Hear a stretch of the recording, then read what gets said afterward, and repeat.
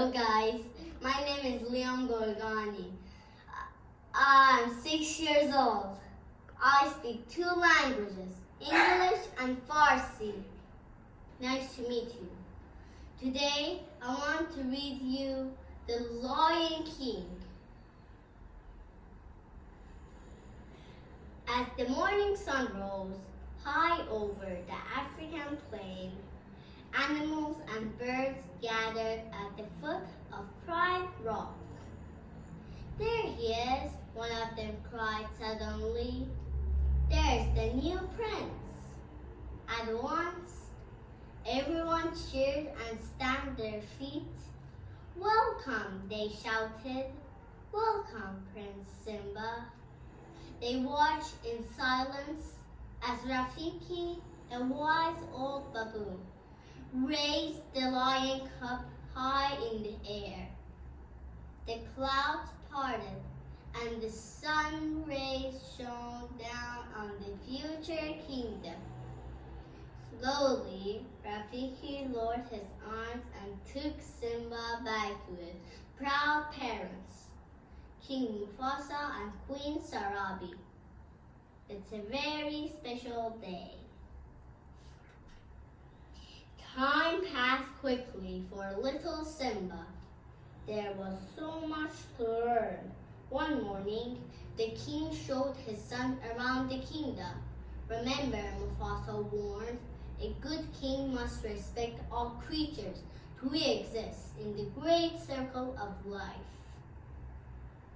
Later that day, Simba met his uncle Scar. The little cub proudly announced that he had seen the whole of his future kingdom, even beyond the northern border. Scar asked slyly. Well, no, said Simba. Sadly, my father has forbidden me to go there. Quite right, said Scar. Only the bravest lions go there. An elephant graveyard is no place for a young prince. Simba hurried away to find his best friend, a young lioness called Nala. Even though he knew it was wrong, Simba had decided to visit the elephant graveyard with Nala. That very day, he had no idea that Scar ordered 3 hyenas to go to the elephant graveyard too. Scar wanted them to kill the cub as the first step on his plan to get rid of Mufasa's kingdom. Simba raced across the plains, leading Nala through the forbidden place. Eventually, they reached a pile of bones and Simba knew they had arrived. It's creepy here, said Nala. Where are we? This is an elephant graveyard, cried Simba. He was about to explore a skull when he saw Zazu, his father's advisor. You must leave here immediately, Zazu commanded. You are in great danger, but it was already too late. They were trapped. 3 drooly hyenas had surrounded them, laughing menacingly. Simba took a deep breath and tried to roar, but only squeaky rumble came out. The hyenas laughed. Hysterically, Simba took another deep breath. Roar! The 3 hyenas looked around into the eyes of King Mufasa. The hyenas fled howling into the mist.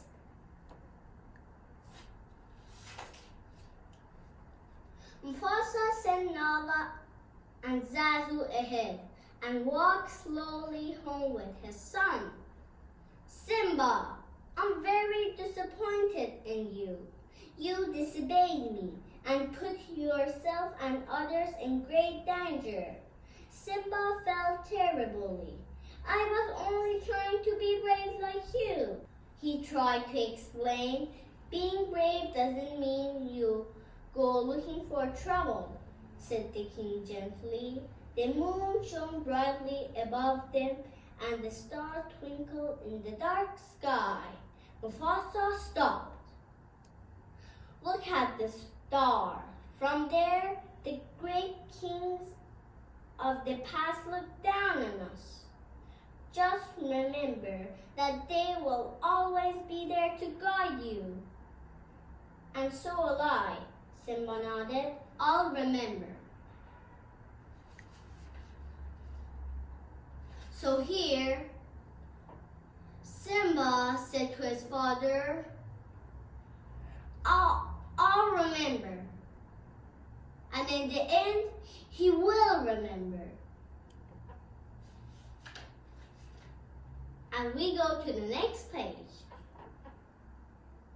Meanwhile, Scar had devised another plan to get rid of Simba and Mufasa. So Scar is a bad guy. And he wants to kill Simba and Mufasa so he can be the king.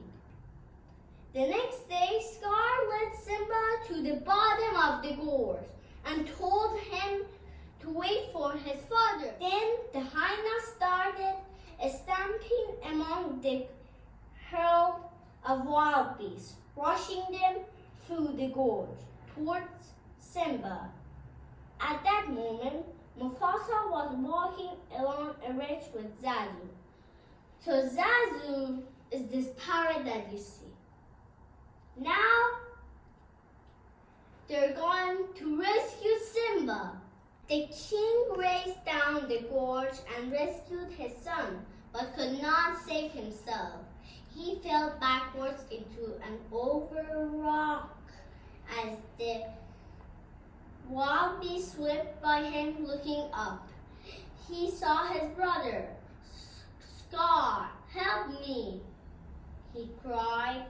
But Scar just leaned over and whispered, "Long live the king." Then pushed Mufasa into the path of the stampede. Wow.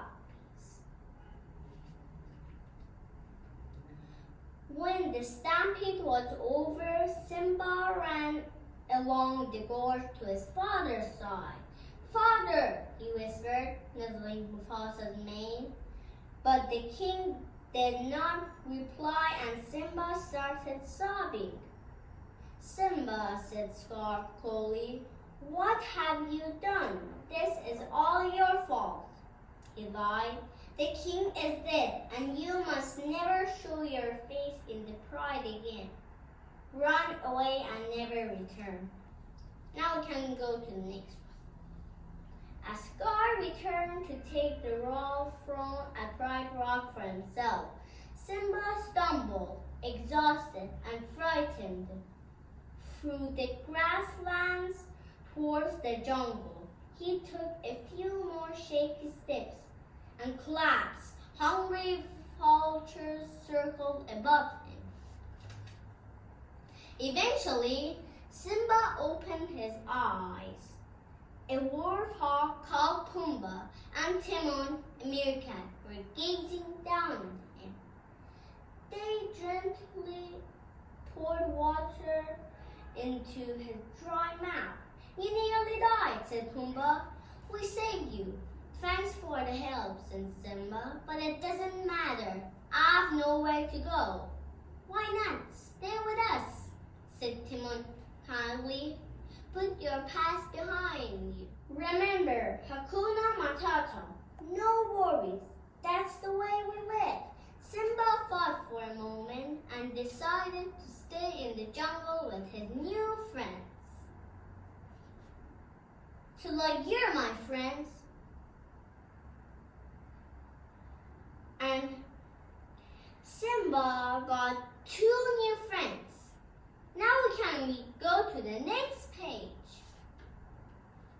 Many years later, deep in a cave, Rafiki started at a picture of lion. "It's time," he said, and prepared to leave, the very next day, Simba rescued Pumbaa from a hungry lioness. It was Nala. The two friends were delighted to see each other again. Nala told Simba about Scar's reign of terror at Pride Rock and begged him to return. With you alive, Scar has no right to the throne, she said. I can't go back.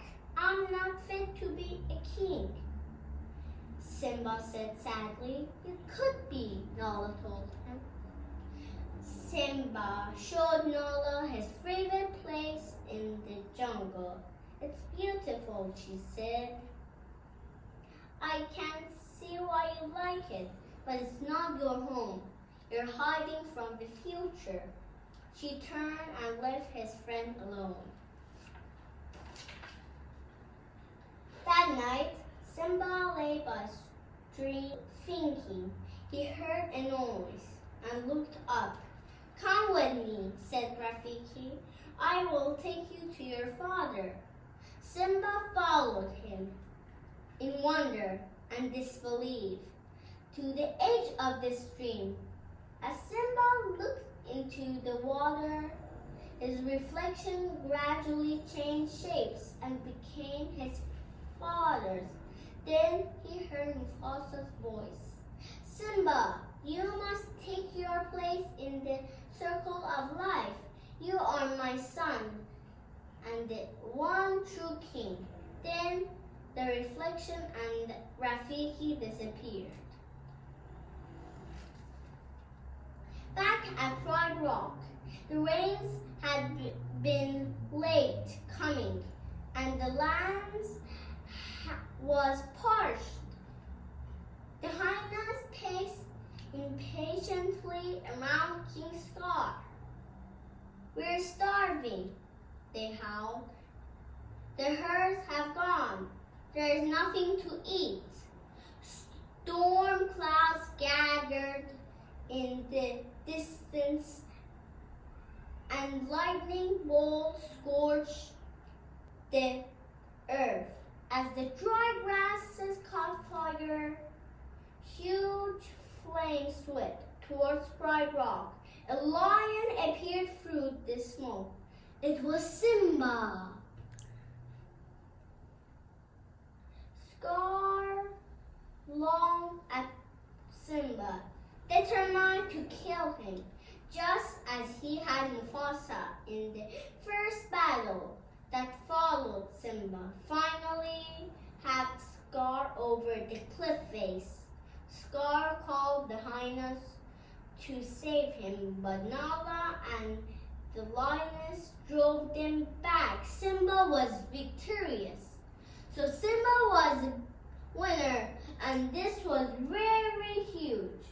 So, lava is not real, but this is a book, just like imagine. So it's lava here. Nala went to Simba's side. Welcome home, she whispered.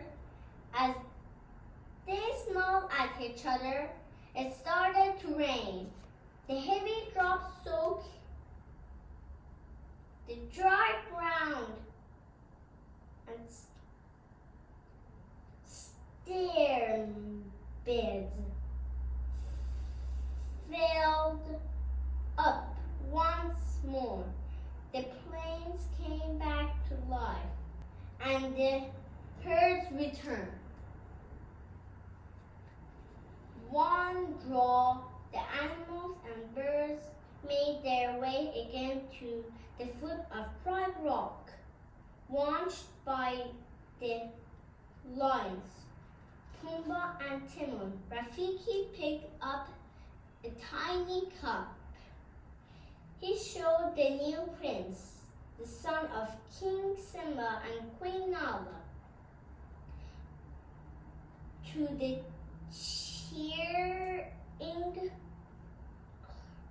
crowd below. That night, Simba watched the stars raise in the sky. Everything's all right, Father, he said softly. You see, I remember.